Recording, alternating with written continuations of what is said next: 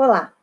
No episódio anterior da websérie Profissão Professor, vocês conheceram Davidson Cauê e a decisão dele de se tornar professor.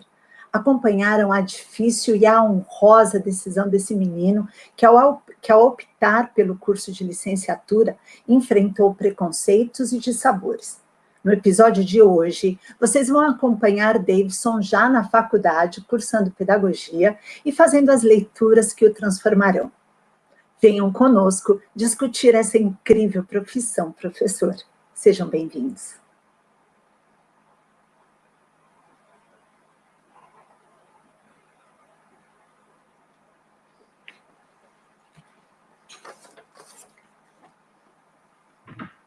Oi, professora, tudo bem? Eu consegui tirar as cópias lá na pasta do Xerox, mas eu não entendi direito ainda o que é para fazer no trabalho. Oi, Davidson Cauê, boa noite, tudo bem? Olha, querido, você tem que ler da página 56 até 524 e fazer uma resenha crítica com comentários pessoais e preparar uma apresentação oral para a próxima aula, tá bem? Nossa, professora, mas está em espanhol e eu trabalho, como que eu vou fazer? Querido, você está na universidade, é o primeiro ano, você fez uma escolha profissional. Sim, senhora, professora, vou tentar. Ok.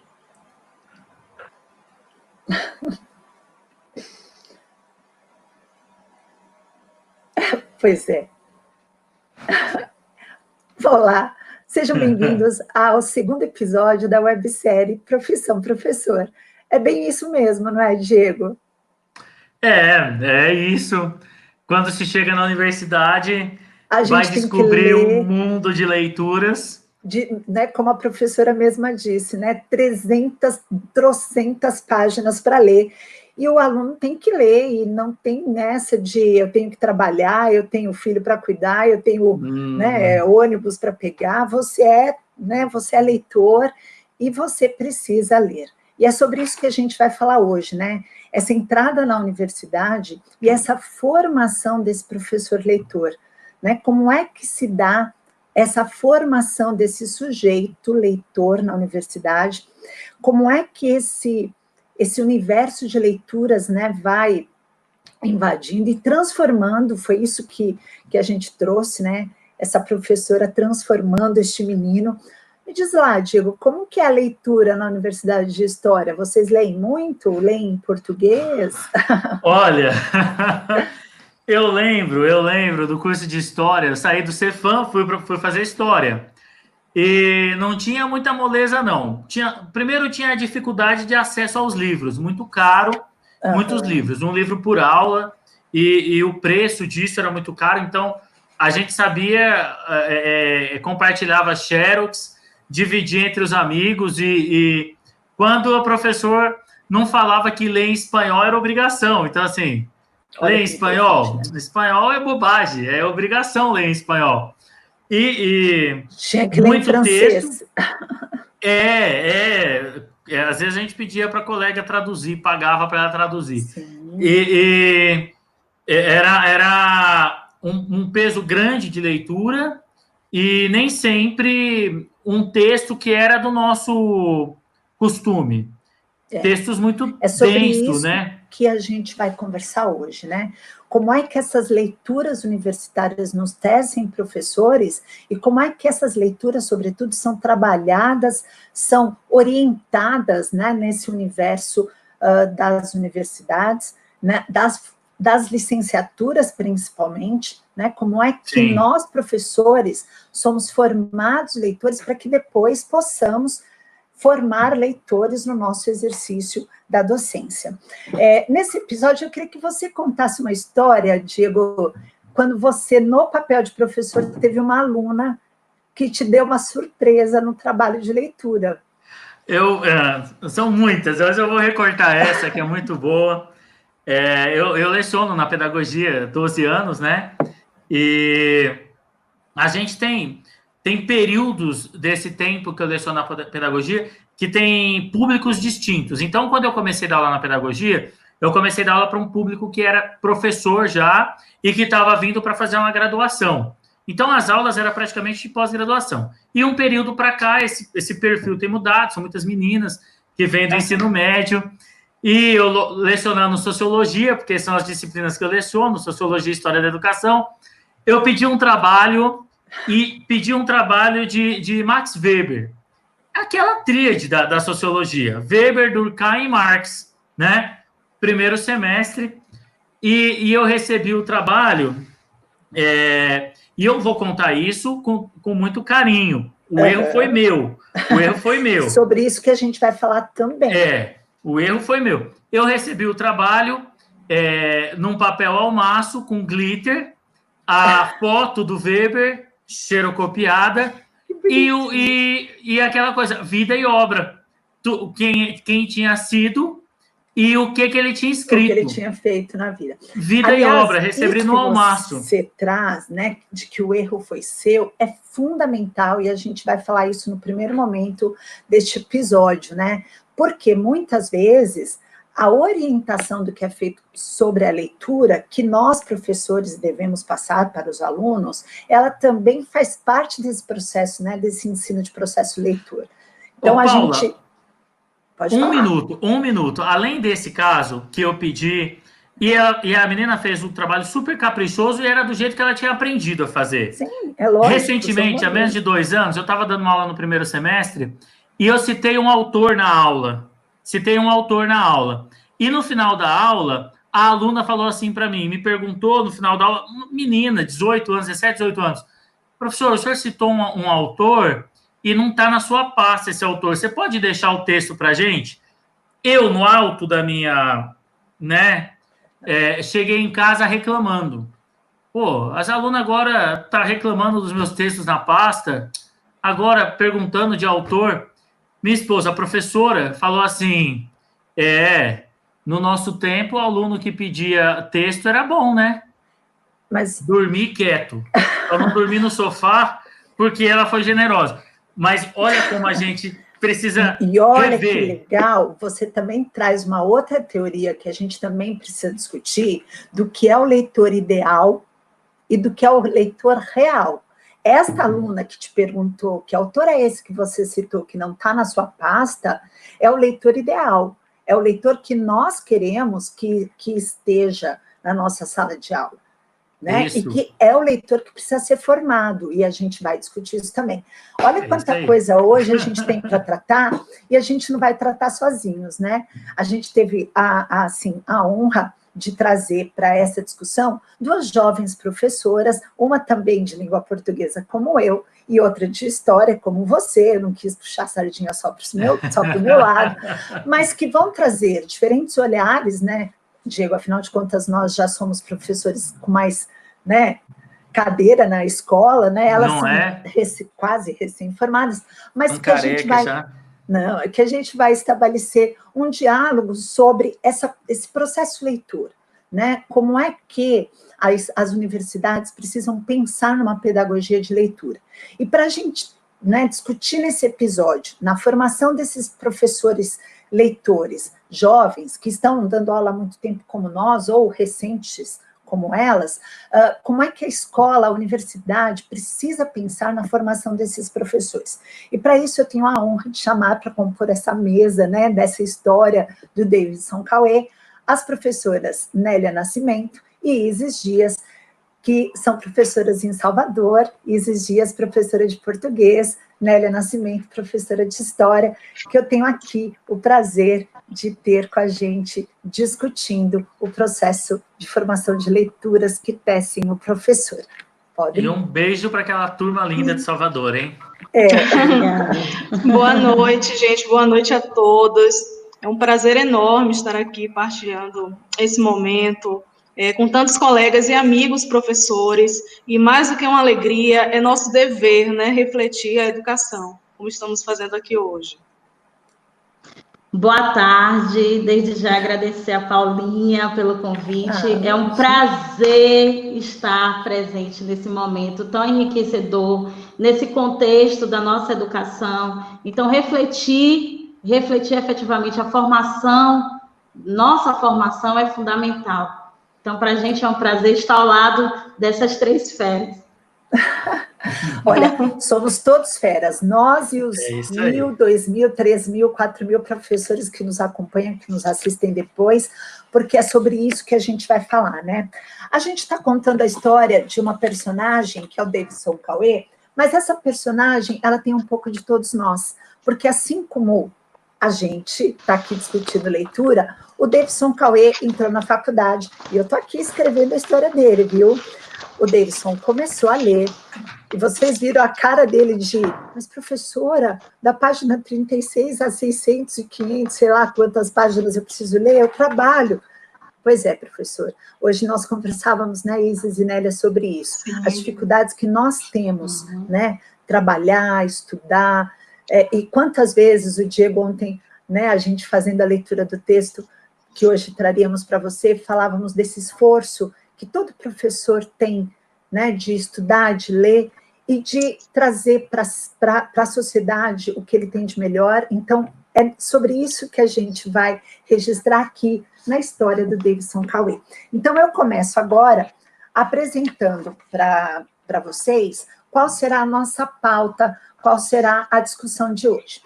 Nós vamos trazer, e é a parte da história do Davidson Cauê, que está aqui na narrativa, sobre a aprendizagem da leitura na universidade, para que sejamos professores depois competentes no desenvolvimento dessa habilidade em nossas aulas. É fundamental que a gente veja como é que se dá a aprendizagem da leitura na universidade, para que depois esse professor formado nessa universidade passe a formar sujeitos leitores. Então, esse primeiro momento é o momento da discussão dessa formação do professor. No segundo momento, nós já falaremos do que nós lemos na universidade, em nossas áreas, e nas áreas de licenciatura, né? E aí pensando mesmo naquilo que nos marca como professores. E no terceiro momento, nós falaremos dessa articulação entre o professor leitor e a sua prática docente, que objetiva a formação de novos leitores. E aí sim, pensando naquela máxima, né? Até às vezes um mito de que o professor incentiva o aluno a ler. Ele não só incentiva, né? E por isso que eu chamo de mito. Ele também ensina o professor a ler. Então vamos lá, né? Começamos a discussão do primeiro tema. Bruna, eu peço que você me ajude na colocação do primeiro slide sobre o primeiro tema, a aprendizagem da leitura na universidade, para que nós sejamos professores competentes, isso. Obrigada, Bruna. Olha só, então, quando a gente fala sobre a aprendizagem na leitura, né, aprendizagem da leitura na universidade, para que sejamos professores competentes, é fundamental que a gente entenda, primeiro, se ensina a ler na universidade, né? Existe um círculo vicioso na universidade muito importante. Então, olha lá o que o Diego traz, o que o Davidson Cauê traz. Mas, professora, eu trabalho. Quando a gente fala nesse aluno que chega na universidade, ele não é ainda um aluno, na verdade, ele não é um aluno leitor. O que acontece na universidade? Este aluno chega despreparado, né? Ele não é leitor, e ele é eu diria assim, ele assiste à leitura, ele é um espectador da leitura do professor da faculdade. O que isso quer dizer? Muitas vezes ele é obrigado a ler um texto descontextualizado. Então, veja, a professora lá do vídeo inicial, ela manda o aluno ler da página 56 à página tal, mas ela não diz quem é o autor, ela não diz qual é o contexto da leitura, ele não diz por que ele tem que ler aquilo, né, o que vai ser. Então, a leitura, ela cai de paraquedas para o aluno. É como se ler fosse natural, né? Não existe um trabalho de ensinar a ler, um trabalho de significar a leitura. Então, a leitura ela é didatizada, ela é usada como uma atividade escolar. Isso na faculdade. Então, veja que esse aluno da faculdade, que está ali, né, num curso de licenciatura, sendo formado professor, ele vai vivenciar essa prática como aluno da licenciatura, né? Ele vai entender que o trabalho com texto é aquele. Quando ele vai para a escola, ele leva este modelo de leitura. E o que acaba acontecendo é que há um círculo vicioso, ou seja, o aluno cursa a faculdade sem que exista na faculdade, veja, eu não estou ocupando professores, eu estou dizendo que não existe nas faculdades uma preocupação com uma pedagogia da leitura, com um currículo de leitura. Com a falta deste currículo de leitura, não há a formação de professores que ensinem a ler. Este professor, ele acaba assistindo ao monólogo do professor universitário, que passa para ele o que ele entendeu do texto. Esse professor vai, então, para a sala de aula e reproduz com o seu aluno este modelo de leitura. Ou seja, ele não desenvolve com seus alunos habilidades e estratégias de leitura. Ele não ensina a ler. Este aluno, então, passa pelo ensino básico e chega na universidade sem ter aprendido a ler. Então, veja que esse círculo vicioso, ele é o fruto de uma falta de uma pedagogia da leitura nas universidades. Então, várias pesquisas, né, têm mostrado a falta de cuidado com o objeto de conhecimento e leitura nas universidades. Existem autores, por exemplo, Farias e Bortolanza, eles trazem a distinção entre diferentes tipos de leitores. Então, eles chamam a atenção para o leitor idealizado e o leitor concreto. Qual o leitor idealizado?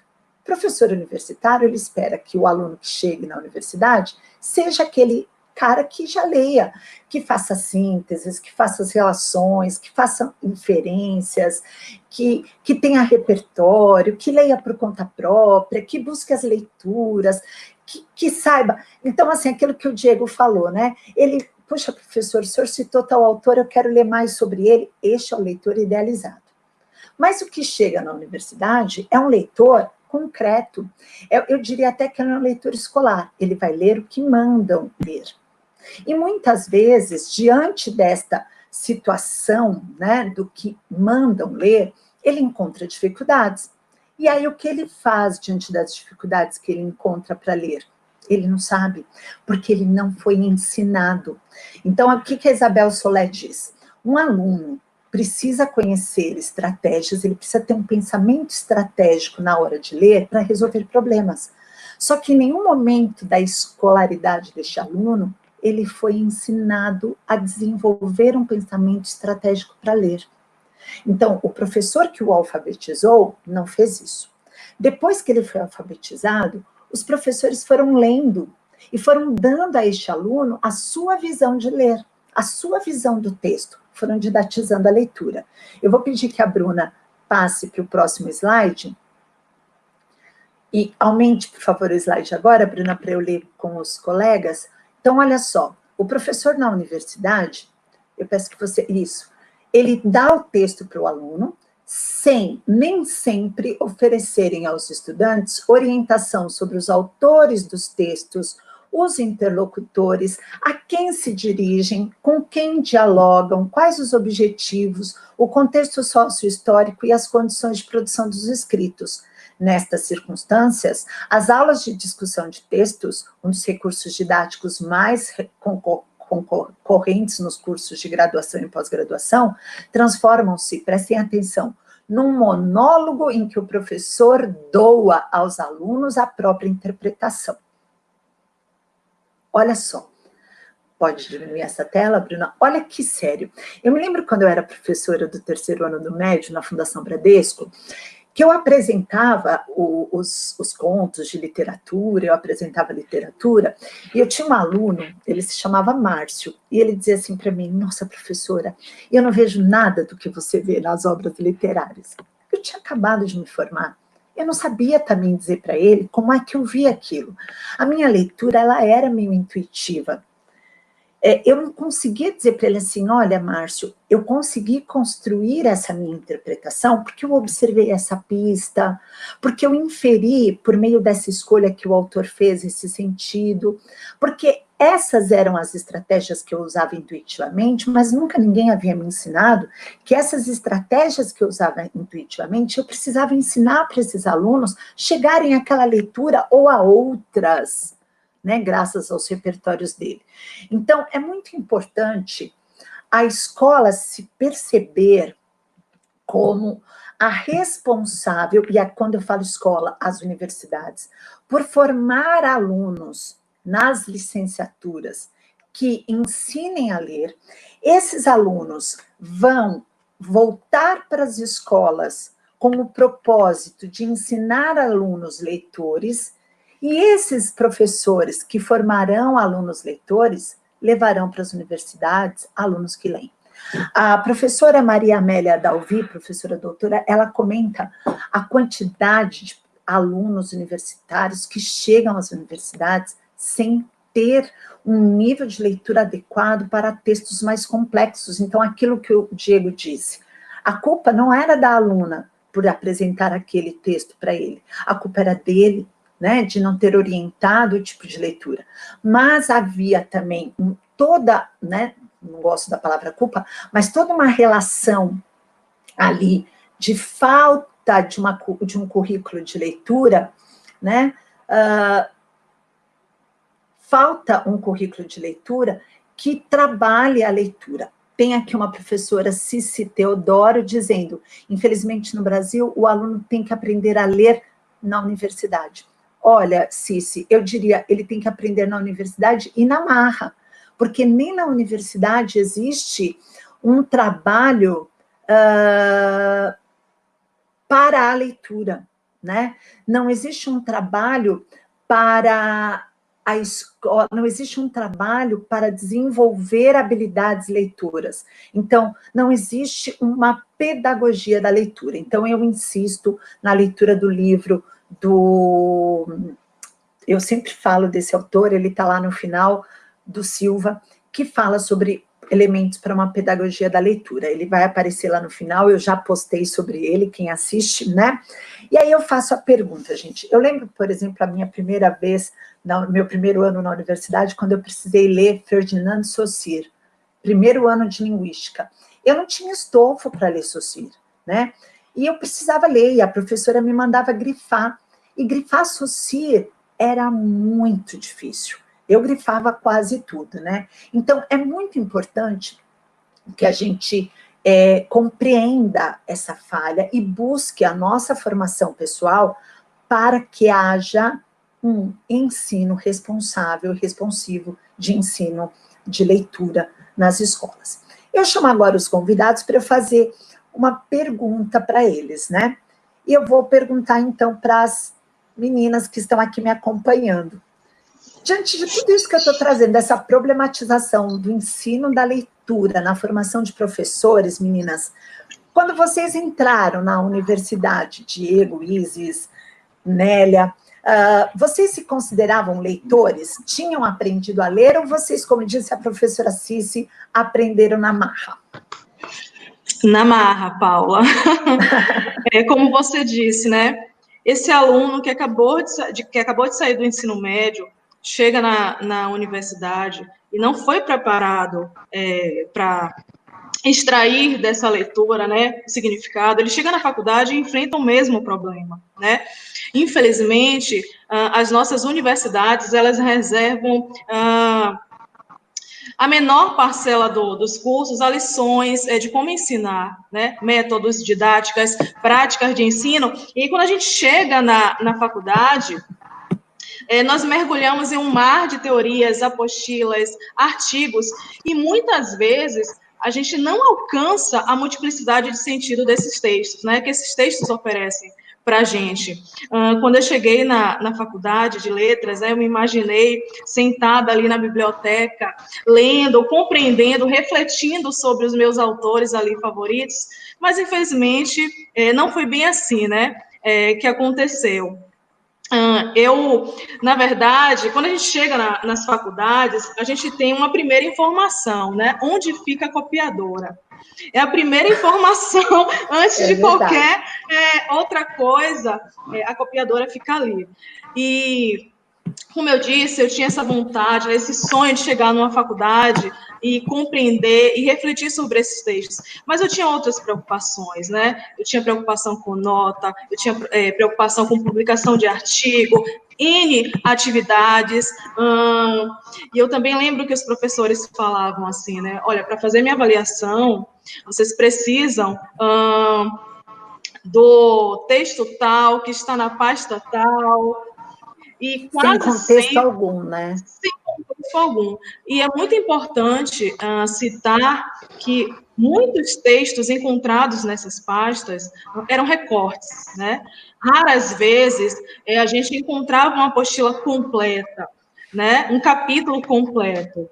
E eu lembro nessa live com o Douglas, né? Recente, agora na terça, o Douglas falou assim: poxa, eu só vim ler Paulo Freire fora da faculdade. Né? E é justamente isso que acontece, a gente não tem o contato com esses textos integrais, né? A gente lê recortes de textos, de pensadores, enfim. Eu vou até fazer um parênteses, porque aí eu acho importantíssimo que a gente tenha essa consciência. Quando a gente lê recortes ou não lê, a gente não pode falar mal, porque a gente não conhece. Então, hoje a gente estava discutindo isso entre nós, né? Exatamente. Falando, por exemplo, de Paulo Coelho. A gente não pode falar mal de Paulo Coelho se a gente não leu Paulo Coelho. Se a gente não conhece Paulo Coelho. Muito cuidadoso na posição de professor, de educadores, né, daqueles de formação de opinião. Você pode não gostar de Paulo Freire. Ninguém está vindo aqui falando assim, goste de Paulo Freire. Isso. Não. Mas você precisa ler para não gostar. Exatamente. Eu não sou obrigada a gostar de Paulo Coelho. Mas para eu não gostar de Paulo Coelho, eu vou ler, vou selecionar trecho e vou falar assim, olha, eu não gosto de Paulo Coelho porque ele faz isso é um absurdo, ele fala isso é um absurdo. Enfim, eu tenho que ter, e é isso que é ensinar a ser leitor, eu tenho que ter legitimação, eu tenho que ter pistas para gostar ou não gostar. Exatamente. E quando eu falo em formação de leitura no Brasil, eu estou falando justamente de sair, me desculpem, né, mas de sair dessa barbárie que a gente está vivendo de fake news, de acreditar em discursos falhos, de fazer discursos falhos não construídos em cima de leituras. Então, desculpa, Isis, você traz uma questão da gente ler recortes, de a gente nem ler e de a gente formar opiniões em cima de faltas de leitura. Em cima desses recortes, sem esse texto integral, né? Sem essa significação que esse texto tem que trazer de forma integral, né? Gerar uma opinião em cima de um recorte não quer dizer nada. Exato. Eu preciso abrir um parêntese aqui, tá, gente? A gente está falando das universidades, mas eu preciso abrir um parêntese na minha fala para ressaltar a importância dessas instituições superiores, tá? Como ambientes fundamentais, como espaços fundamentais de debates e reflexões dentro da nossa sociedade. Então, assim, a crítica que estamos fazendo aqui é norteada pelo tema profissão professor, tá? Então, mais uma vez, eu reafirmo aqui o quanto é importante, sempre foi e sempre serão ambientes, espaços de grande debate e reflexão. Não, isso é importante você colocar, porque é onde já a gente amarra. Embora reconheça lacunas, a gente não pode, como diria minha velha avó, jogar o bebê com a água do banho. Embora reconheça lacunas, a universidade é uma das instituições mais democratizadoras do conhecimento. Exatamente. E aí, às vezes, a gente fica pensando assim, será que eu já tenho que chegar na universidade sabendo ler? Olha, eu vou dizer com muita humildade, eu faço pesquisa lá no doutorado e tem coisa que eu não sei ler ainda. Que eu preciso voltar, ler 2, 3 vezes e tentar entender. Eu entendo simplesmente, eu acho que a gente se forma leitor sempre, Paula. É um processo de construção e reconstrução que a gente vai se entendendo, vai se achando, né? Se reencontrando. Exatamente. Nádia, olha, tem uma professora... Tem só uma professora dizendo aqui, Maria Neta, dizendo que é de suma importância fazer leitura na educação infantil. A gente vai trazer isso e ela tem toda completíssima razão. Legal. Ô, Isis, eu vou te perguntar uma coisa que você fala do Camões, que foi uma história sua que você contou pra gente, que eu quero que você conte agora, por favor. Bom, né? Na disciplina Literatura Portuguesa, Na verdade, a disciplina me deixou um pouquinho traumatizada, né? Porque toda semana a professora escolhia 2 ou 3 alunos, né? Sorteando pela caderneta, e ela pedia para um aluno, né? Falar sobre o canto dos Lusíadas. Na verdade, não era uma leitura, uma compreensão desse canto, e sim uma reprodução desse texto. Então, eu lembro que eu e meus colegas, né, de turma ali, andávamos com Camões debaixo do braço, apavorados, com medo desse processo dentro da sala de aula, né, que a professora pedia para a gente reproduzir a leitura, e não o que a gente compreendeu dessa leitura, né? Isso é didatização. Isso, e eu lembro que, meu Deus, eu me senti ali na 4ª série primária, né? Mas eu tenho a alegria hoje de dizer que eu e Camões já somos amigos, tá? Eu e os Lusíadas já nos entendemos, porque eu tive a possibilidade de rever a minha trajetória de leitura, né? Dentro da sala de aula, com os meus alunos. É isso que o Diego está falando, né? A gente vai aprendendo a ler em vários aquela questão momentos, né? Leitora desejosa, né, que você tanto fala, que a gente ainda está nesse processo de formação, né, da leitura. Então, eu pude rever essa minha trajetória de leitora na sala de aula com os meus alunos, e como aluna também. Exatamente. Não como aluna da faculdade, de alguns anos atrás, mas como aluna que aprende todos os dias com os meus alunos. É muito importante, e a Isabel Solé e a Marlene Carvalho, que é uma professora da Universidade Federal do Rio de Janeiro, ela traz muito isso, né? Esse professor que está em constante revisão e crescimento. A Nélia tem uma história bem legal para trazer para a gente, Nélia.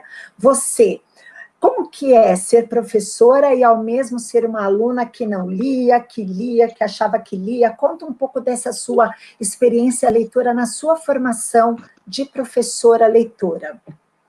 Então, Paulinha, quando você fez essa pergunta, me veio uma outra reflexão, né? Que a gente, o historiador, hein, Diego? A gente fica com algumas reflexões. E aí eu fiquei me perguntando, a partir do meu lugar de fala também, que é importante a gente demarcar isso, né?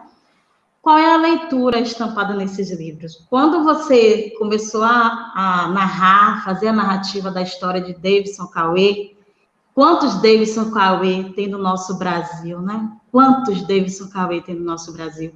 Eu fui uma mulher negra, Davidson Cauê, que até então vi na universidade, até porque a gente fala tanto de leituras, mas na minha narrativa histórica, na minha narrativa enquanto mulher negra, eu tive que aprender a ter outros tipos de leitura, que são leituras da vida.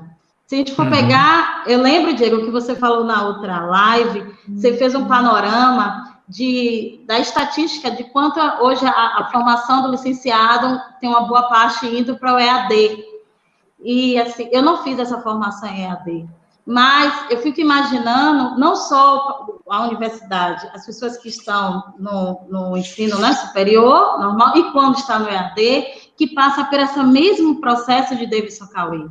Quantas vezes, e aí essa minha leitura inicial foi uma leitura de vida a partir de outros coletivos e que não foi a universidade que me deu. Quando eu chego para a universidade, eu chego muito na perspectiva, porque ainda eu acredito que a educação é o único processo de transformação. Você não tem outro. E assim, para uma figura que é da periferia, uma pessoa da juventude, eu falo, né? Que são essas figuras, Diego, que de uma certa forma traz o EAD, que ela vai com toda a expectativa do mundo, que é a única referência para mudar a vida. E não só a sua vida, mas a vida de uma trajetória histórica da sua família, né? Então, há uma expectativa de um grupo esperando aquela filha entrar na universidade, porque ela entrou na universidade. Então, ela é muito inteligente, né? Então, nossa, e quando você chega ao balde de geografia, você tem aqueles textos enormes e que você... E é uma coisa muito interessante que eu até fiquei refletindo, né? Algumas leituras, ela é capaz de até você não se reconhecer naquele espaço.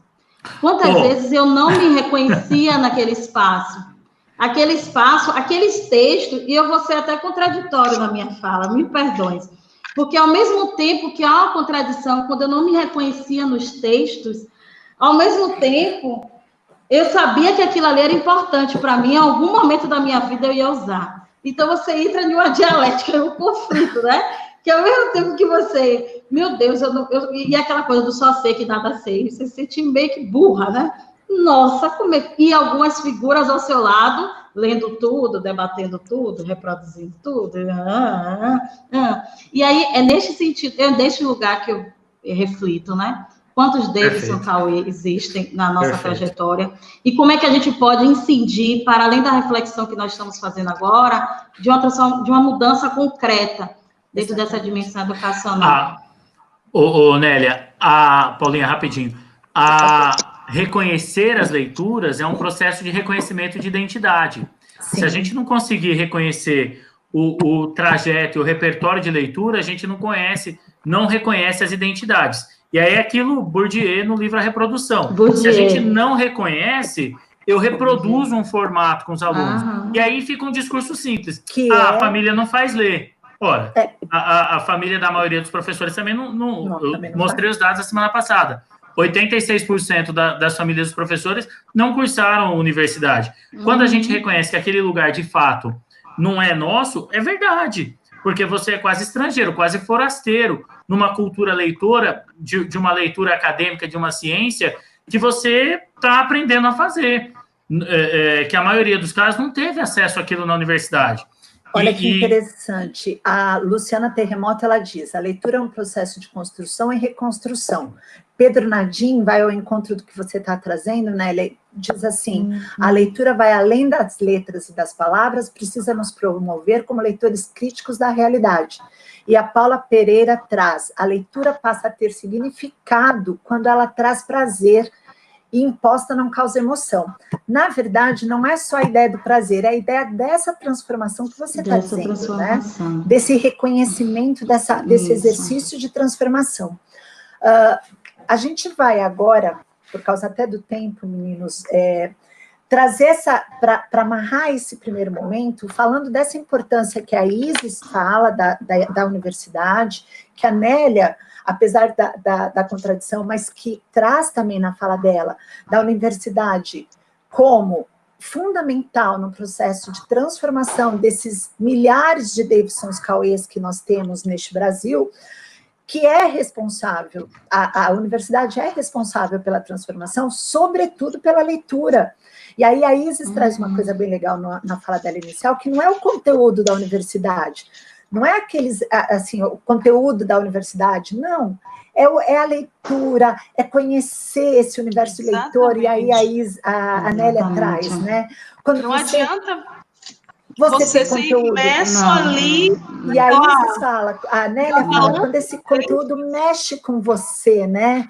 Vai lá nas suas entranhas e fala assim, é um balde de água fria. Quando você falou isso, Nélia, é muito bonito, né? Porque assim, Paulinha, mexe comigo, né? Por favor. Um segundo. Eu quero só reforçar aqui uma pergunta do professor José Maria. Eu não vi o lugar que ele está, José Maria de Jesus, porque é exatamente isso. É necessário que a gente dialogue sobre a função social da universidade. Sim, porque a gente dialoga sobre a função social da escola. Excelente. Mas é importante que a gente comece a dialogar sobre a função social da universidade e comece a quebrar uma caixinha de Pandora e uma lógica da titulação, porque DRs na frente do nome parece que não se pode questionar. Exato. E tem que questionar, sim. Tem que questionar. Por quê que DRs são inquestionáveis? Então, debruçar sobre isso, que o professor José Maria bem coloca, e perguntar qual é a função social da universidade. Mas você sabe que a professora Marlene Carvalho, ela traz uma questão muito importante. Ela fala que há inúmeras teses de doutorados e mestrados sobre a leitura no ensino fundamental 1, no fundamental 2. E sobre a leitura na universidade, há ou dois doutorados. Um campo de pesquisa aí, para a turma que está querendo pesquisar. Exato, olha aí. Ou seja, não se questiona a leitura nas universidades. Quando, na verdade, é preciso olhar para essa leitura, porque, como vocês mesmas, né, não são recém-formadas, mas mais novas do que nós, do que eu, e estão trazendo esse olhar, né? A Nélia traz eu não fui leitora na faculdade, foi no coletivo, foi nessa questão, e é preciso pensar nisso. Então, vamos agora para o segundo tema, né, para a gente para a gente não se perder, para falar sobre o que nós lemos na universidade, em nossas áreas e nas áreas de licenciatura. Eu peço, então, que a Bruna me ajude aí no slide 5, no slide, Bruna, para mim é o 5, esse, exatamente. Então, olha só, é muito importante nesse momento que quando a gente fala dessa leitura na universidade, a gente está falando de um professor universitário que seleciona os textos que vão ser lidos, então ele é um curador do que será lido, ele que estabelece a seleção, a sequência do que vai ser lido, então ele está no que a gente chama do polo de produção de leitura, mesmo que ele não seja os autores do texto, é ele que é o autor desta leitura. E o aluno, ele está na recepção dessa leitura. A Nélia depois vai falar uma coisa muito legal sobre isso, né? O aluno não tem essa autonomia de escolha. Ele vai ter depois, quando ele vira o professor e ele faz seleção. Então, olha que interessante. No polo da seleção da leitura, o professor é o curador, né? Ele não tem... Ele tem autonomia, é ele que escolhe, é ele que decide o que vai ser lido. E o aluno universitário, que depois vai ser o professor, ele é o polo da recepção da leitura, ele só vai virar curador quando ele virar professor. E aí, olha que interessante, ele exatamente reproduz esse mesmo modelo que o professor da faculdade. Vamos retomar isso? Olha só, quando a gente está na sala de aula, e eu, Paula, depois que comecei a ler isso daí, eu olhei para mim e falei, meu Deus, eu sou exatamente esse polo da produção leitora. Eu nunca deixei que os meus alunos escolhessem os textos que seriam lidos na escola. Eu levo os textos que vão ser lidos. Ou seja, eu estou no papel do polo da produção de leitura. E o meu aluno está no polo da produção no polo da recepção, né? O que isso quer dizer? Quer dizer que eu, né, como aluno universitário, eu estou sendo o receptor de uma leitura, eu não estou desenvolvendo as minhas escolhas, eu não estou desenvolvendo o meu hábito de leitura, eu não estou desenvolvendo o meu gosto, eu não estou desenvolvendo a minha criticidade, né?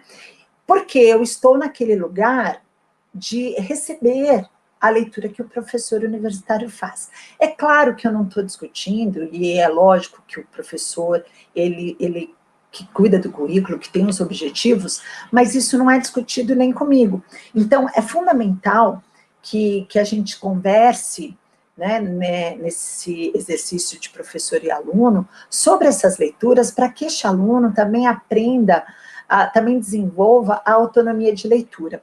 Nesse exercício, né, nessa falta de autonomia, que professor e que aluno já não deixou de ler um texto por falta de dinheiro, por falta de tempo, né? Porque na correria do dia a dia, lê o resumo. Esses dias mesmo, vou contar uma coisa até particular. O meu marido precisava ler o Zabala e eu peguei o livro e levei para ele. Falei, ó, meu marido é professor. Eu falei, eu tenho um livro do Zabala. Ele falou, eu não vou ter tempo, você tem um resumo?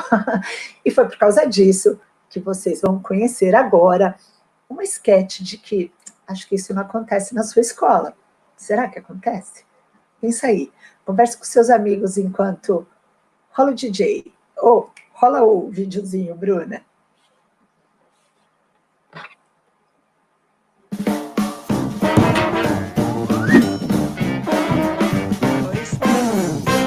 Jorginho, pelo amor de Deus, fica quieto, moleque. Oh, meu Deus do céu, a reunião nem começou, o povo não está aqui, eu com um monte de filho para criar, um monte de coisa para fazer e não tem ninguém aqui. Oi, Davidson Cauê, você já está aí? Tudo bem, Ana Maria? Tudo bem, professora? Ô, Davidson, você já leu esse texto do Nova que o povo está tendo que ler aí para o concurso? Já sim, vi na faculdade. Você tem um resumo do texto para me dar? Tem, você quer? Eu te mando. Você me passa rapidinho, por favor? Tá difícil aqui, viu? Passo sim. Tá, Eu então depois mando, a eu gente mando o continua a resumo. nossa conversa. E aí, rapaz, já leram os textos que vão cair na prova no domingo? Nossa, no clube de leitura a gente já acabou com quase todos os livros. Que lê o Nossa. quê? Que lê o quê? Que clube de leitura? O quê? Ô, estagiário, estagiário. Tá me ouvindo aí, estagiário? Ó, pega o edital. Professor, tudo bem? Tudo bem aí, estagiário? Pega o edital, certo? Vê lá os livros que tem que ler, baixa umas videoaulas lá para mim, uns vídeos, e manda para mim, beleza? Mas, ó, Olha. ô Deison, leia mesmo todos os livros que a professora da faculdade mandar, viu? Porque ó, eles caem mesmo nos concursos. Cai tudo. Olha, eu estou lendo, Davidson. Olha, você tem que ver, o livro é muito, muito bom, Davidson. Eu nunca li e passo sempre. Não, Davidson, lê, é muito bom. Amém. Então, olha lá o que a gente tentou passar. Exatamente o que é lido na universidade, né? E o que não é lido. O que é lido, resumo. Então, quando a gente fala o que se lê na universidade, a Marlene de Carvalho, essa pesquisadora que eu trago para a discussão, ela fez uma pesquisa com 25 alunas do curso de pedagogia, e uma das perguntas que ela fez para as alunas que já estavam no segundo ano era: qual foi o livro mais marcante que você leu no ano anterior? Elas não se lembravam dos nomes dos livros, elas não se lembravam sequer dos nomes dos autores, elas se lembravam das temáticas, elas falavam, olha, acho que falava de religiosidade, o livro que eu li, que eu gostei. O que isso representa? Muitas vezes, quando a gente não se lembra do livro que leu, quando a gente não se lembra do autor, é porque aquela leitura não foi significativa. Veja, ninguém está criticando quem lê resumo, ninguém... É numa necessidade, então eu conto que essa sketch nasceu de uma situação particular que eu vivi. Por quê? Porque é comum você precisar, na correria do dia a dia, precisar ler um resumo, mas você não pode formar as suas opiniões a partir de um resumo, né? Essa é uma crítica muito importante que a gente precisa trazer para as universidades e para as nossas formações. Para que eu seja formada, eu preciso ler os autores, eu preciso ler Isabel Soler, eu preciso ler Paulo Freire, eu preciso ler Délia Lehner, eu preciso ler os autores que falam de leitura, né? Eu estou aqui procurando meu livro do francês para ver se eu lembro o sobrenome, porque eu nunca sei pronunciá-lo, mas eu preciso ler esses autores, porque são esses autores que vão me marcar, que vão se tornar significativos. Veja, eu saio do polo da produção de leitura que esse professor, eu saio do polo da recepção para assumir um polo de autonomia de leitura. E nesse papel de assumir a autonomia de leitura, essa leitura passa a ser significativa. O aluno que lê obrigado, né, tanta gente aqui falou no chat, o aluno que lê sem a emoção, talvez o que a professora disse ali, ele é um aluno que não vai construir significados. Então, quando você conversa com um aluno, esses dias um aluno meu lá do ensino médio me escreveu, Paula, eu amo Fernando Pessoa porque eu li com emoção. A emoção que a pessoa lê, ela fica e ela marca. Então, ler é significar a leitura. Ler aquilo que a Isis falou. Quando ela leu o Camões, né, para responder o chamado da professora, aquilo não tinha significado, aquilo tinha medo. E esse medo produzia nela não compreensão, mas ela decorava. E decorar não é ler. Ler em voz alta não é ler. A palavra ler, ela é usada muitas vezes assim, você leu? Ah, eu li. Eu li. Li nesse contexto do dia a dia não significa que eu compreendi, eu interpretei, eu relacionei com todas as ideias e tudo mais. É preciso compreender, quando você está na universidade, quando você está nesse exercício de aprender a ler, que se você está diante de um texto que você não compreende uma palavra, por exemplo, não é parar e procurar no dicionário, mas é, de repente, parar e ler um texto anterior àquele. E é esse texto anterior àquele que vai te dar repertório para você compreender esse texto. Então, às vezes, uma leitura, ela precisa de outros milhares de textos para te formar leitor. E são esses outros milhares de textos que vão fazer com que a leitura deste texto seja significativa e te marque como ler. E aí, assim, eu posso te perguntar, o que te marcou, professor? O que você leu que te marcou? O que você, de fato, te deixou assim? O que você, de fato, mudou, se transformou? E aí eu vou chamar os meus colegas e vou perguntar. Leituras que te foram marcantes. Nélia, começa você. Da outra vez eu comecei pela Isis. Nélia. Então, Paulinha... Que leitura foi marcante para você? Como eu estava dizendo, né? Essa relação de você ter a leitura da vida, eu comecei a criar uma estratégia para sobreviver na universidade. Então, por exemplo, por incrível que pareça, uma leitura que me marcou muito foi a leitura do marxismo, por incrível que pareça. Porque ela vai trazer... Eu me vivenciei a teoria dele na minha prática, nas minhas relações, nas minhas primeiras relações de trabalho. Então, ele, por mais conflitos que trazia, ele me marcou dentro do espaço da universidade. Mas, eu sempre digo, né? Existem 2 níveis. Quando você está na universidade e que você não tem autonomia do processo. Você não tem autonomia de escolher. Hoje, eu estou em um outro processo, que eu chamo de decolonização do pensamento. Então, hoje, eu construí, dentro desse processo de decolonizar meu pensamento, alguns debates eurocêntricos, eu já não é que eu anulei, mas eu me permitia vivenciar outras leituras, outras vivências, que eu pudesse me reconhecer naquelas leituras, que eu pudesse me reconhecer enquanto historiadora, a partir da minha identidade, a partir da minha subjetividade. Então, a relação, por exemplo, da autonomia, quando eu vou comprar um livro, por exemplo, e é tão libertador isso é muito libertador, gente, é muito libertador, você olhar e você não ter a obrigatoriedade de pegar, por mais que eu vou fazer um parêntese, tá? Na graduação, foram vários livros e eu, de uma certa forma, não tinha condições de comprar. Então, eu fiz uma lista enorme. Uma lista de quando eu começar a trabalhar, eu vou suprir essa lista. Então, não sei se vocês reparam, Nélia, você é maluca, como que você tira a foto de livro que comprou? Porque, para mim, isso é como se fosse conquista. Eu consegui comprar os livros do momento da graduação.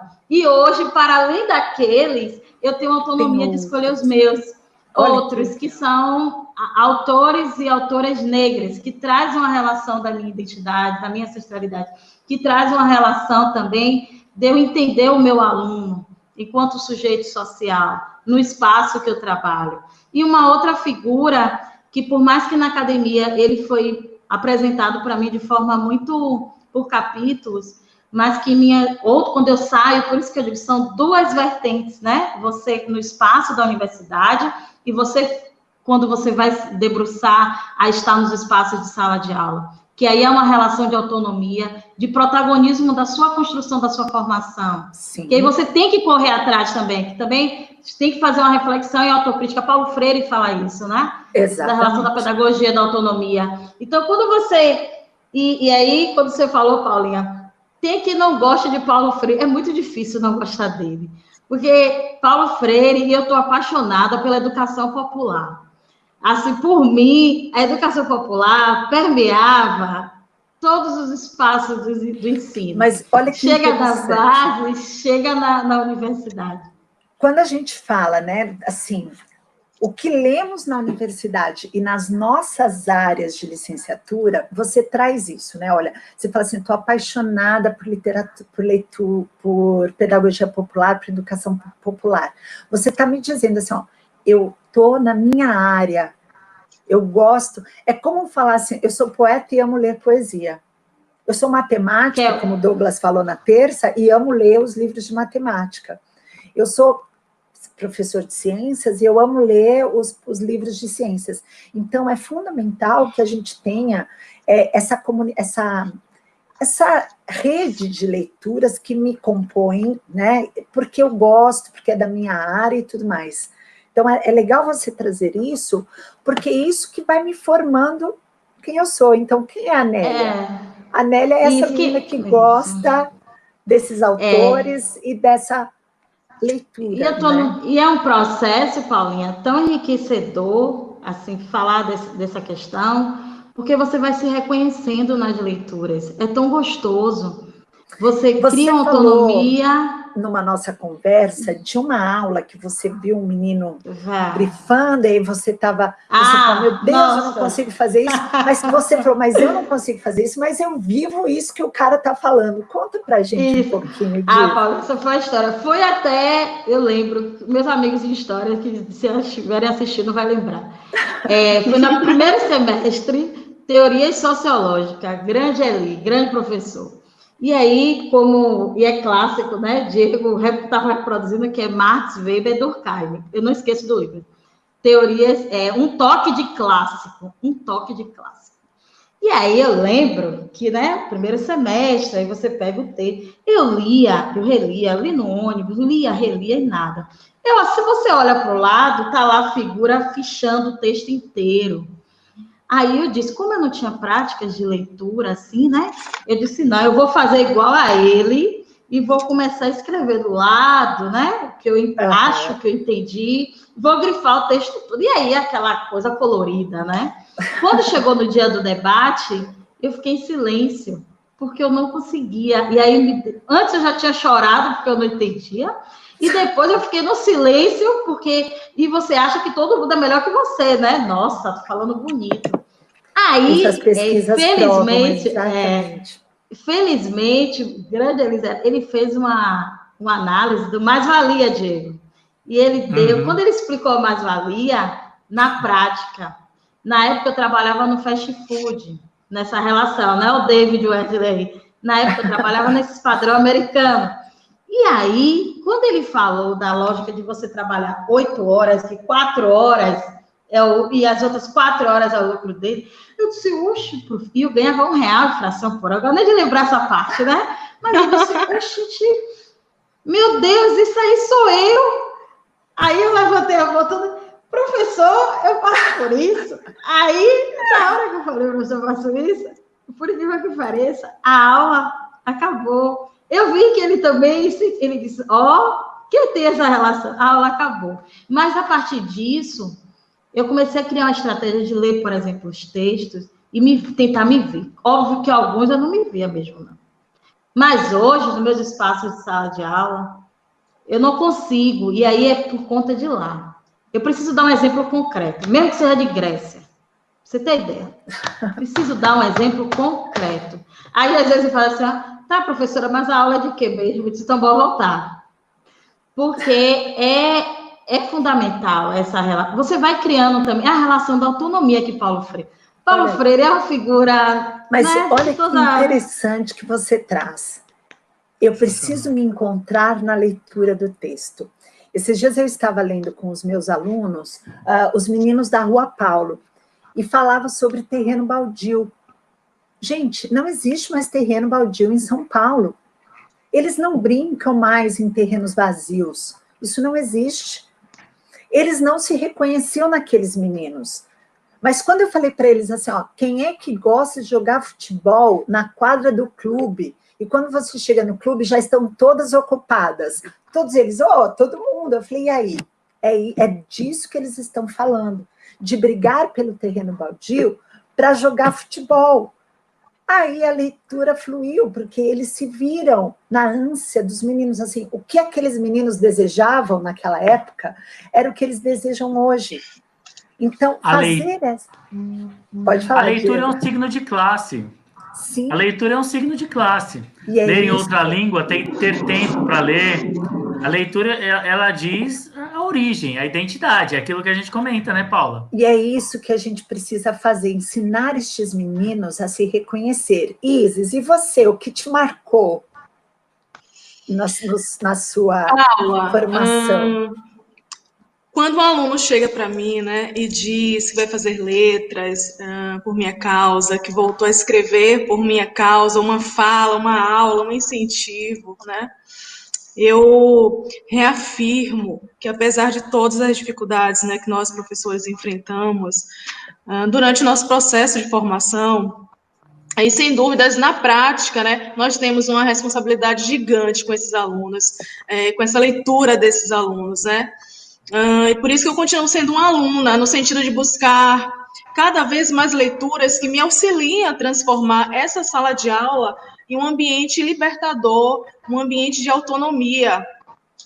E aí, quando você pergunta, né, quais são as leituras aí que me marcaram, além das leituras técnicas, claro, né, precisamos delas, eu vejo a necessidade, sobretudo no contexto que nós estamos vivendo hoje, em me aprofundar em uma leitura mais engajada, né? E com todo respeito e admiração aos clássicos, eu tenho me permitido cada vez mais o novo, né? A nova leitura. E é mais ou menos por esses caminhos aí que eu tenho trilhado, né? Com relação à leitura, como profissional e como uma leitora desejosa em formação. Olha, legal você trazer isso, né? Você sabe que nós tivemos uma professora nos acompanhando na live e no último episódio, e ela falou, eu ia te chamar de Davidson Cauê, Diego. Ela falou, Diego, assim como eu falei, toca aí, DJ. Ela falou, Diego, no último episódio, ela falou que ela queria ser policial e que, por causa do pai dela, ela se tornou professora. Depois ela me procurou no Instagram e olha que coisa linda, ela escreveu um livro sobre isso, né? Então, olha que interessante, a leitura de vida dela, né? A leitura da vida dela foi tão significativa, professora, eu acho que Ariana, acho que é o nome dela, mas olha que lindo isso, né? Então, veja quantas experiências na vida dela ela teve, aquela que ela leu marcou, que foi escolher ser professora pelo pai dela. Quantos livros nós lemos na nossa formação? Olha, minha estante está aqui atrás, a estante do Diego está aí atrás, eu sei quantos livros vocês leram, mas os livros sobre os quais a gente fala são os livros que nos marcaram. Por quê? Porque foram os livros que significaram para nós. Então, ler é significar. Ler não é só passar os olhos. Eu tive uma aluna, Valentina, uma vez que ela falou assim, e agora eu estou entendendo o que é ler, porque eu trabalho leitura com aluno. Eu falo, não, você não leu, isso não é leitura. Eu preciso que eu falo para eles, né, o que você fez para ler? E ele fala, só falei em voz alta. Não, que movimento cognitivo você fez? Eles têm que verbalizar. E aí, quando depois no final de uma aula, ela falou, puxa, professora, eu até hoje só escaneava meus textos. E eu falei, é isso mesmo, né? Então, assim, ler não é escanear texto, não é passar os olhos. Ler é fazer todo esse exercício cognitivo para ele ir lá para dentro e passar a significar.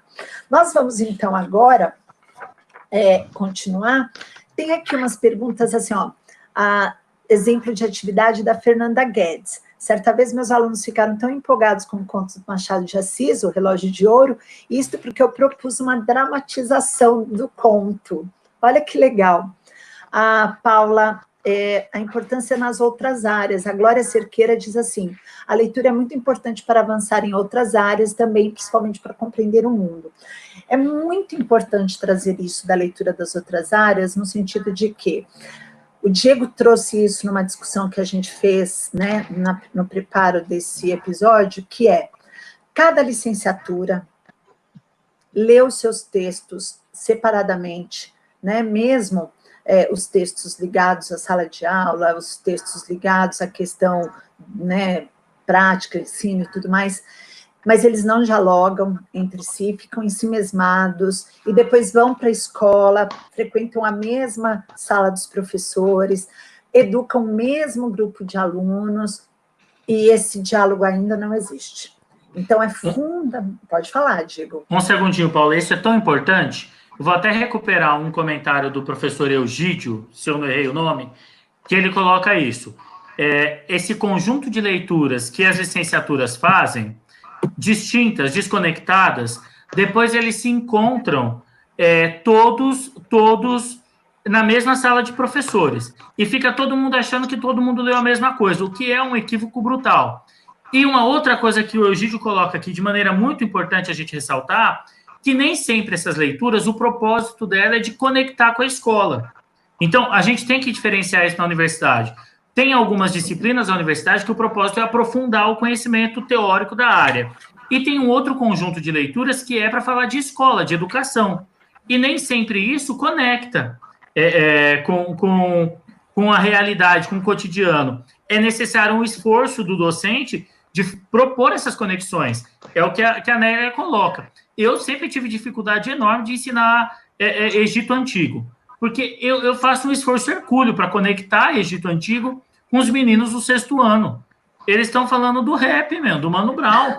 E como que eu vou conectar o Egito Antigo com aquilo? O esforço é meu, a dificuldade é minha. Eu que tenho que transpor isso. E aí, sim, pensar em leitura como política de Estado.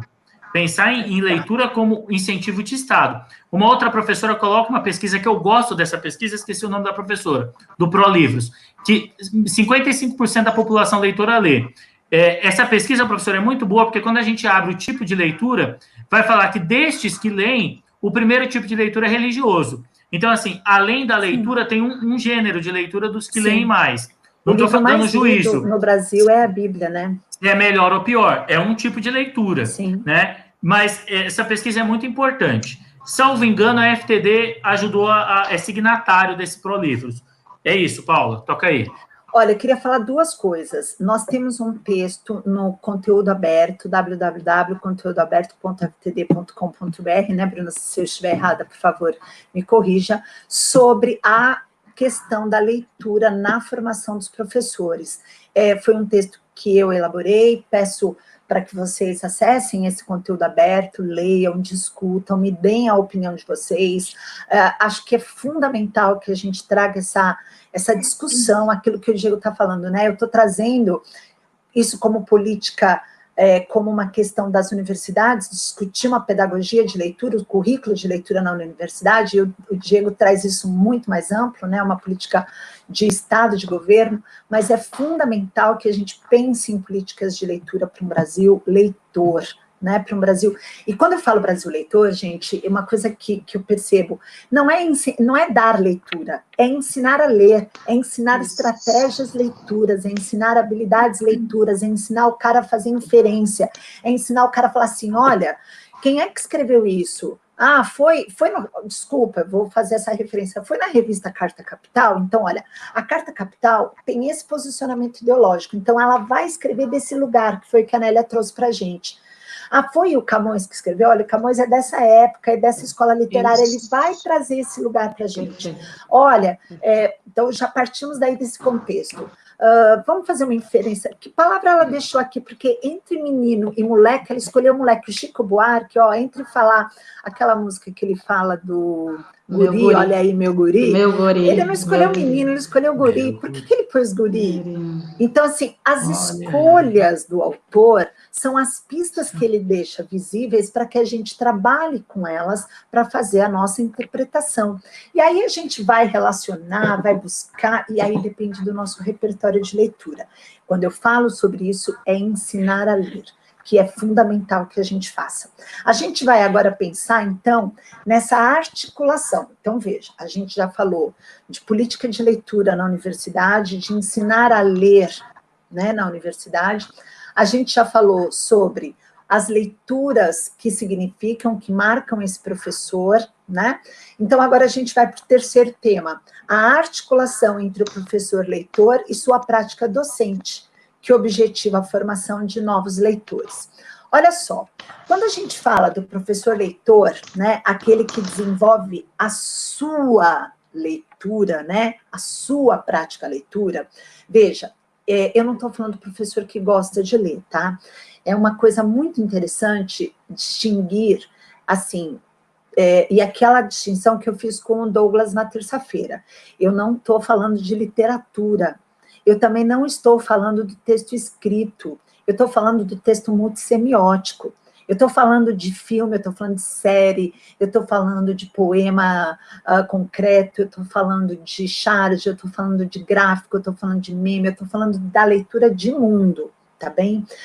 Quando este professor, ele é leitor, ele leva textos para a classe, então pensa os professores de matemática levando um gráfico toda semana para discutir com o aluno esse gráfico. Pense no professor de geografia levando toda semana uma foto jornalística para discutir com esse aluno a foto jornalística. Né? Então, estou falando desse professor que lê, ele envolve este aluno leitor. Né? Então, o professor que é um professor que lê, ele é um professor que envolve o seu aluno em leitura. Vamos ouvir a história de um professor que lê, e que lê, inclusive, Machado de Assis, e mais, hein, gente? Não é nem professor de literatura? Vamos lá? Escutar a história do Volney?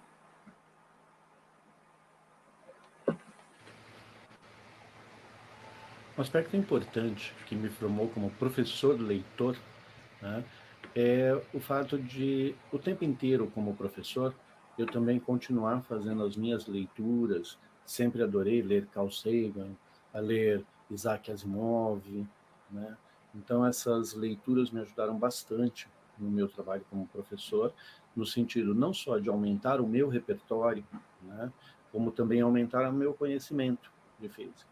E na medida em que nós fazemos essa leitura, a gente vai desenvolvendo também o nosso repertório, a gente vai enriquecendo o repertório, a gente vai desenvolvendo a nossa capacidade de estabelecer relações entre aquele conteúdo didático que estamos trabalhando ali com o aluno e esse mundo todo à nossa volta, inclusive com a produção de exemplos, de analogias, né, que vão nos deixando cada vez mais com uma formação mais sólida, com exemplificações, né? Então isso me ajudou bastante. São leituras, né, que contribuem para a nossa formação.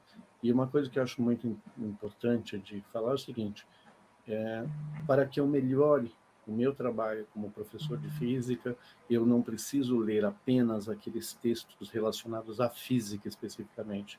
Eu posso, qualquer leitura que eu vá fazendo, que me enriqueça no sentido de estabelecimento de analogias, de visão de mundo, de novas percepções de como expressar determinados conceitos, determinados conteúdos, tudo isso vai nos enriquecendo e ajudando bastante. Então, eu me considero um leitor, né, de textos dos mais diversos, né? Gosto muito da parte de literatura, então Machado de Assis me ajuda a desenvolver o meu trabalho como professor. Então tenho, por exemplo, Conto Ideias de Canário, me ajuda a desenvolver conceitos relacionados às concepções de universo. Por mais que você fale assim, nossa, literatura é uma coisa, Machado de Assis é uma coisa e a física é outra, mas a gente tem tremendas relações existentes entre elas e que vão nos constituindo como professor. Até logo, um grande prazer estar aqui contribuindo para a websérie Profissão Professor. Eu agradeço a participação do Volney, peço desculpas pelo som baixo, e olha só o que ele traz, né? Ele fala sobre a importância da leitura de diversos gêneros, de diversas linguagens, na formação dele como professor, e o que ele leva dessa formação para o trabalho dele como professor de física. Então, ele fala, inclusive, do conto do Machado, que ele leva para trabalhar fundamentos da física. Então, olha a importância desse professor com um repertório, veja, para levar para a aula dele. E o que é importante é isso, né? Ensinar a ler é ensinar o aluno a ter movimento estratégico. Então, um aluno que vai cursar publicidade na universidade, um aluno que vai cursar direito, né, um aluno que vai cursar qualquer outro curso, ele precisa ter formado habilidades e estratégias leitoras para que ele dê conta dos textos que ele vai ler, e mais que isso, para que ele consiga produzir novos textos a partir dos textos que ele leu. Então, quando a gente fala de produção de texto, a gente também está falando de um aluno que é um bom leitor. Eu peço que os convidados venham para a gente falar desse aluno que aprende a ler, que coloca sua mente num modo estratégico, para a gente começar já a ir para o final do nosso episódio de hoje falando sobre isso. E eu pergunto a vocês, então, nesse momento que a gente falou sobre leitura nesse contexto de ensinar a ler, desse aluno, nessa formação, o que fica para vocês sobre o aluno leitor que vocês são? Né? Então, Isis, comece você me falando assim, como é que você articula a Isis leitora, a Isis formadora de novos sujeitos leitores? Paula, eu gostaria, antes disso, né, de falar, de concluir, digamos assim, a minha fala, né, trazendo a questão das universidades, que é preciso compreender a formação do docente alicerçada em um processo constante de diálogo com os contextos reais de atuação, né? A universidade ela precisa formar professores para refletir as questões educativas, isso tudo, claro, relacionado às rotinas de ensino. Ao sair das instituições superiores, esse professor precisa ir além de ministrar aulas, né, de um determinado componente curricular. E é necessário que os cursos de licenciatura, não só os cursos de licenciatura, os cursos das instituições superiores, revejam seus currículos, né? Revejam suas estratégias de leitura. Ensinar não pode ser um puro processo mecânico. E como disse, né, o Paulo Freire, muito citado aqui, que bom, ensinar a ler é engajar-se numa experiência criativa em torno de uma compreensão. Se não há compreensão nessa leitura, não há nada. Não existe leitura, não existe significado, há apenas uma decodificação de um código. E o objetivo da leitura certamente não é esse. Ela merece muito mais da gente, né? E nós merecemos extrair muito mais dessa leitura. Dessa leitura. É isso mesmo. E você, Nélia? Então, né, o que me faz... o que é essa Nélia hoje, com 32 anos, com a trajetória em termos de formação educacional? Eu sempre uso uma frase que eu aprendi até quando eu estava com um grupo indígena. Ele sempre traz a dimensão do aprender a aprender. Eu acho que eu já ouvi isso na universidade, mas isso não fez tanto sentido quando eu estava nesse espaço. Porque eu digo que eu sempre estou no processo de aprendizado. Cada vez que eu leio alguma coisa, sabe aquela frase clichê, só sei que nada sei? É nessa perspectiva. Uhum. Eu estou numa fase... que nesse processo, que eu sempre fui muito apaixonada pela poesia. Tenho inveja quem escreve poesia, mas eu gosto de declamar poesia. E essa relação com a poesia, que nesse momento me encontro, de ler pessoas que escrevem poesia, chegou em um momento que eu acho que quando Isis, e é fundamental, que ela já trouxe essa dimensão, né, do papel da formação da universidade, que eu acho que isso ficou muito bem claro, não vou me alongar. Mas... a relação da universidade, da formação do professor, ela tem que estar atrelada, que Paulo Freire traz isso, com os elementos socioculturais do indivíduo, até porque ele carrega uma trajetória narrativa de memória e história. Então, se eu levo isso para o meu espaço de sala de aula, quando o meu aluno, por exemplo, ele chega, 10 horas da noite do domingo, eu recebo uma mensagem: professora, veja essa poesia de uma aula que eu dei, na segunda-feira. Ai, que lindo. Sobre questão indígena.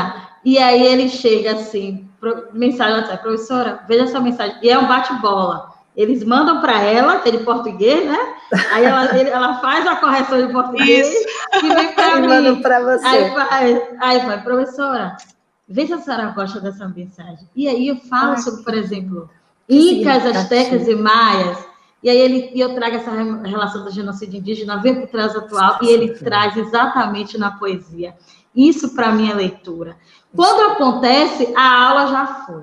Então, é essas leituras. Quando o indivíduo ele a gente consegue reverberar. E aí eu vejo também que eu estou começando a construir uma Nélia educadora diferente todos os dias, porque eu tenho que aprender todos os dias. Eu aprendo com Isis, nos nossos diálogos, eu aprendo no espaço da sala de aula, eu aprendo nas comunidades que eu estou inserida, nas minhas formações do coletivo, sabe?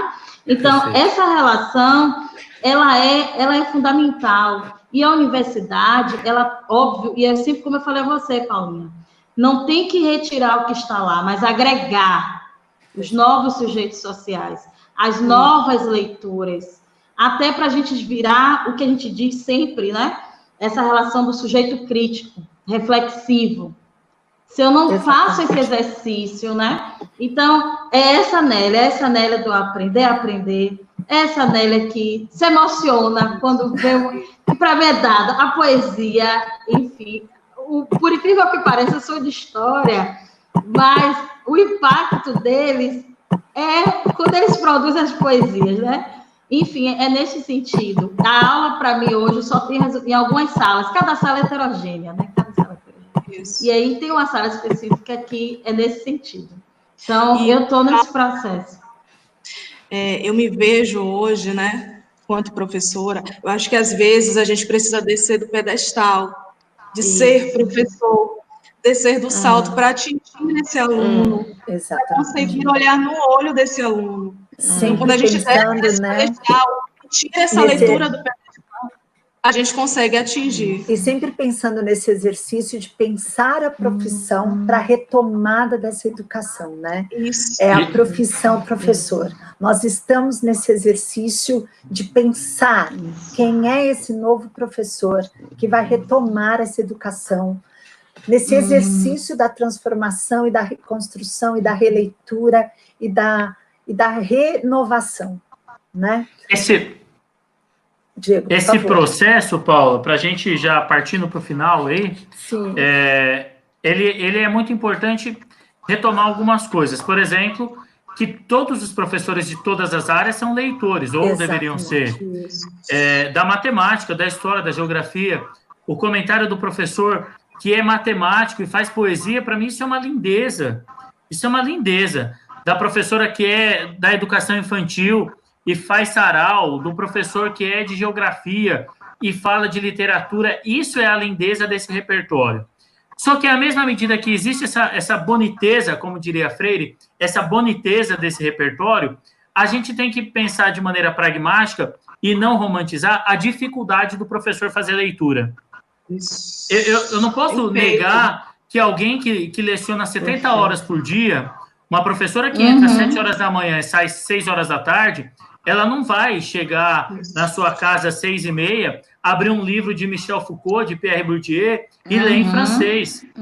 Tem uma questão pontual que é difícil avançar. E aí tem uma delicadeza, porque quando a gente trata do tema, a gente rasga o professor no meio, que é difícil, ele sabe o quanto ele lê e não lê. É difícil, por mais que a gente queira, nem todo tempo a gente consegue. Tem domingo à tarde que a última coisa que eu quero fazer é abrir um livro. Exatamente. Quero assistir o Timão ganhando do Vitória, do Bahia, do Palmeiras. Eu quero fazer outra coisa. Então, assim, a gente tem que ter esse cuidado e esse carinho para fazer essa análise. E, por fim, pensar que esse momento que não estamos trabalhando menos, estamos nos locomovendo menos, é um momento de pensar como retornaremos e quais são as leituras que nos inspiram. Para encerrar um segundo, eu lembro certa vez que a minha orientadora falou assim, quando a gente perguntou para ela, perguntamos assim, qual é o seu texto preferido? Ela respondeu com a simplicidade de uma pós-doutora que está na carreira docente há 50 anos. Eu ainda não sei, ainda estou descobrindo. Qual é a nossa inspiração?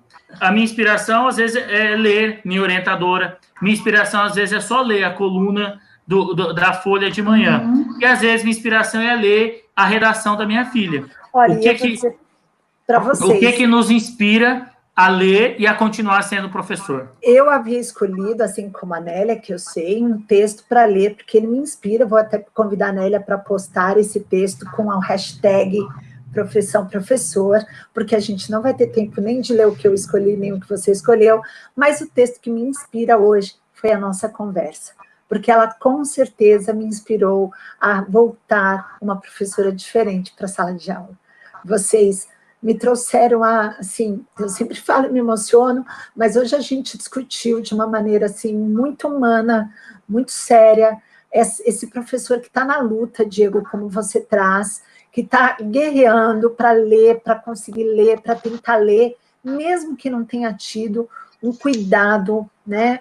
Não que as universidades tenham culpa também, falta uma política, né, pela leitura, mas hoje a gente fez um exercício aqui de reflexão por esses guerreiros que somos e que estamos tentando ser. Somos professores tentando, desejosos, né, Isis, de ler cada vez mais. Então, eu acho que hoje o meu texto preferido foi esse que construímos juntos. Meu muitíssimo obrigado a vocês. E o Davidson Cauê, como a Isis falou, ele merece mais. Ele merece mais leitura, ele merece uma educação mais comprometida, ele merece mais valorização, mais conexão, mais valorização, uma sociedade mais leitora, e nós estamos aqui juntos na profissão professor para trazer luz para essa questão. Somos todos professores, somos todos leitores, e o nosso compromisso é de formar uma sociedade mais justa, mais crítica, mais honesta, e a leitura, ela traz respeito, ela traz humanidade, ela traz amplitude e ela traz criatividade. Opa. Vamos começar a falar sobre isso? Criatividade. Criatividade, eu acho que é um assunto tão importante na formação do professor, dessa identidade docente, porque a gente falou de como ele escolhe a profissão, a gente falou das leituras que ele faz, e a gente precisa falar de como esse processo criativo, olha que lindeza, um professor que ensina equação, que ensina matrizes, que eu não sei, faz poesia. Isso tem um processo de criatividade gigante. Então, a gente precisa pensar... O aluno escreve para a professora de português, pedindo para que ela leia, e depois para a professora de história. Isso é criatividade.